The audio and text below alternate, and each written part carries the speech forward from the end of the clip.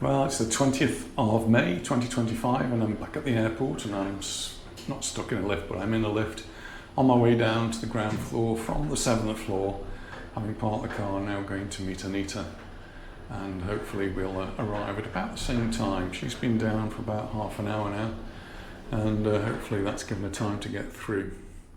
Ground floor.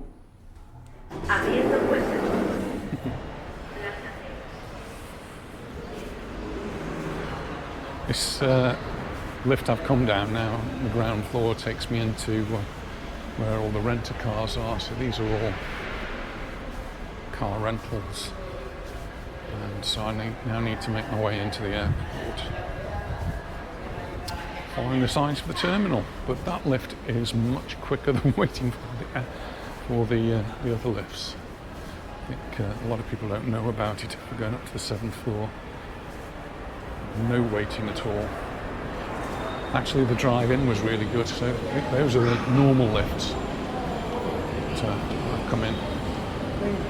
Now going along into the main building. So yeah, driving along, no wait at all, no hold-ups on the motorway, just timed it right. It's 8:45 in the evening now.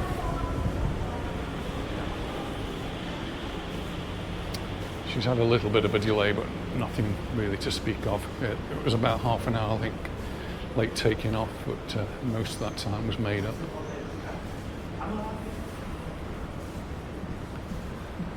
And here we are.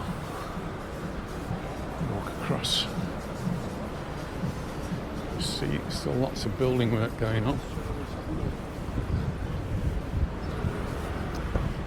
I had a message from someone asking me about rough sleepers at the airport, and yeah, we have had lots of rough sleepers over the winter months. In fact, for the last couple of years I think there has, but they've gradually disappeared, and there was something in the paper about the police moving them out, but certainly I've not really seen any recently. And they were mainly on the 4th floor, which is where I would see them.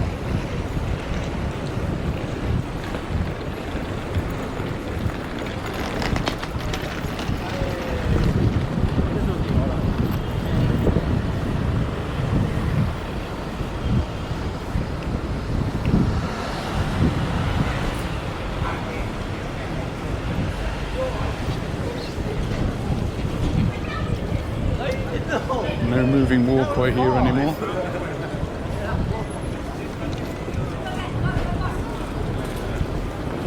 So we've gone at your own steam, looks pretty busy.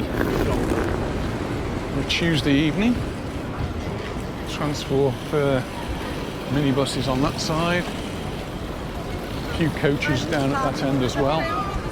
And coaches and taxis on this side. There's always lots of taxis.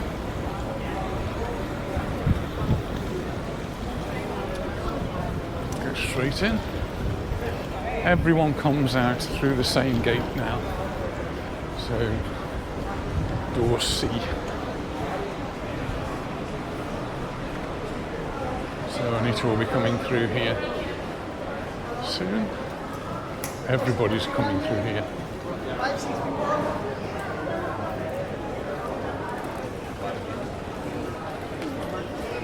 She has got a bag to collect, so could hold things up, and she's got to go through passport control, and be interesting to see how that's gone.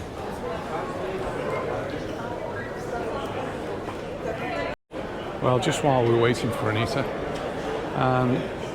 obviously a lot in the news at the moment about the Keir Starmer agreement with the EU and how that will affect coming to Mallorca on holiday, and really confused me because it was talking about accepting or being able to use the e-gates. Well, that's what you use here, at least most people do, unless you've got a family with young children. But it's always been, when they've been available, the e-gates. They've got lots of new ones in position all ready to work here, so I really don't see how it's going to affect Majorca at all. I'm keeping one eye on the gate, so I'm sorry if I'm not looking at you. So yeah, and speed things up. Well, that was the whole idea of having these e-gates, was to speed things up, and it will actually keep a log of who's coming in and going out. So this is the entry-exit system that's been spoke about and was supposed to be enforced by later on this year. No mention at all of ETIAS, and the UK's already introduced its version of ETIAS, so I don't think that's going to stop, because it's already been planned for next year. So I really don't see what difference it's going to make at all. We'll wait and see. The idea was, with the entry-exit system, to have no stamping of passports anyway. At the moment, that's going to continue through this summer until they've got it all set up. And it was saying, like the Europeans, well, the European travelling in the Schengen area doesn't go through any passport control at all. So there's no e-gates for them as such. It just doesn't apply. It doesn't seem to make any sense. Anyway, we'll see. It'll all come out in the wash when we get a bit more information about what's going on. But if it means that students and young people can travel more and go and work during the summer, I think it's great. Whatever is signed, that's a real step forward, and brings us all that a bit closer together. Well, lots of people coming through. None of them Anita yet, though.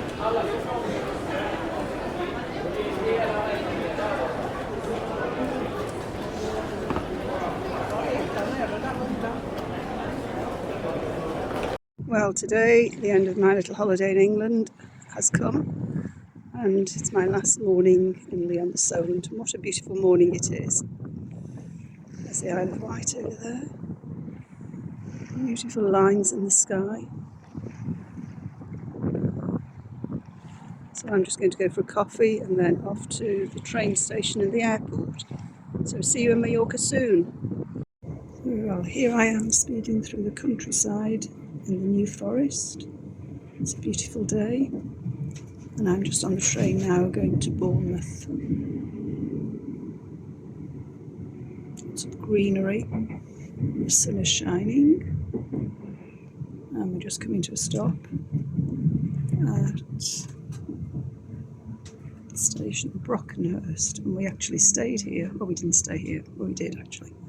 So we've actually been on holiday here before, but the journey so far has been great. Well, here I am, ready to get on my plane. It's a beautiful sunny day. I'm sitting at the back of the plane, and it's goodbye to Bournemouth. She has sent me a couple of videos of her travels on the way, particularly on the train. She said we'd deserted. So she got on the train at Fareham. She had to get a taxi to the station, no problem at all. And when she got on the train, her carriage was pretty much empty, and she had to change in Southampton. So she got off the train in Southampton, asked where to go, and they said, "Oh, that's your train." It was the one she'd already got off, so she got back on, and it remained to be empty. So she had pretty much her whole carriage to herself by the sounds of things. Anyway, that all worked fine, and then when she got to to Bournemouth, she got into a taxi. And that pretty much is the only way you're going to get to the airport from Bournemouth railway station, because there's only 2 buses a day, and they're at about 5-6 o'clock in the morning. There are no other buses, and there's no other public transport to get you there. So the taxis have got really a bit of a monopoly on that. That means they can charge whatever they want, and so for a 10-minute ride, I don't know how much it was exactly. I'll find out when she gets here, but when I looked it up on the internet, it said £30 or so for something which here would cost a fraction of that. So that seems a bit of a rip-off, just like the airport parking is and drop-off zones at these airports now in the UK. Lots of people arriving, lots and lots.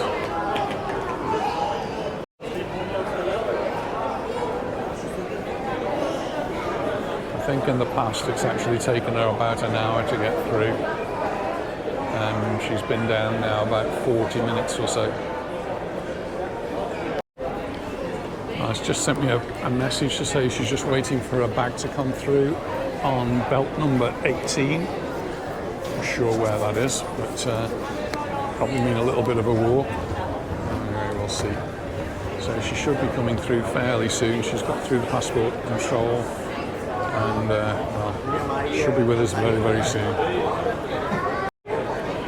Well, it's looking just like high summer, and it's only the middle of May. But I think that's all a bit exaggerated by the fact that everybody comes through the same set of doors now. Where we used to have A, B, C, D, E, F all the way along, we've now only got C. And everybody's coming through the central door, so it's all pretty much exaggerated now, and that's going to get multiplied as we get towards the high season, July and August, and it's even hotter. Been pretty warm today. Oh, I have arrived in Palma. Tell me all these people here. And I'm on belt 10 and mine's coming in on belt 18. Whew. So just going down to get my suitcase, I hope. And here she comes.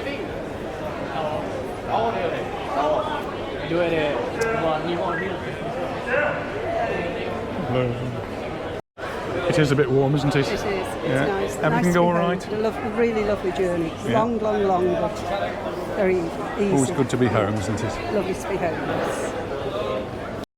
So Anita just told me about the passport control. How was it? Passport control was very easy. First of all, I had to go through with my passport and the hand on my passport, and then you go through to get your passport stamp. You have to use the electronic thing. Yes. Yeah.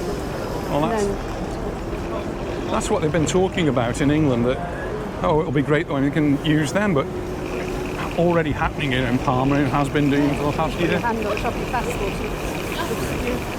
But you still have to go through the section where they... And then they stamp your passport if you're British, but I didn't. I've got my residency, so yeah, I showed it to the lady and she smiled and said, yes, Anita. That's nice, isn't it? Nice welcome. It was. No, all very easy. Half an hour from getting off the aeroplane, onto the bus, into the terminal, up all the stairs, passport control, baggage claim 18, which is the other end of the world. Yeah. And got my case okay and home. Couldn't be better then. Well, we're going to make our way to the car now, so that's it for us. Thanks very much for watching, and we look forward to seeing you in the next one. So, bye for now. Bye. Stop in the middle of the road. Just a little addition to that, to say that my parking here was €1.35. And in the airport, the taxi, I'd had a taxi from Bournemouth station to the airport. The taxi was £25, 5 of which is just dropping off at the airport. So £20 for the taxi. So £5 less than I said. And yeah, they have to pay this fee to go in as well. Taxis do. I mean, that's just totally wrong. Anyway, that's it for now. We're just going to make our way through this car park. And it's a bit smelly in here. Smelly of petrol or whatever, I don't know. Anyway, thanks for watching, and we'll see you in the next bit. Bye for now.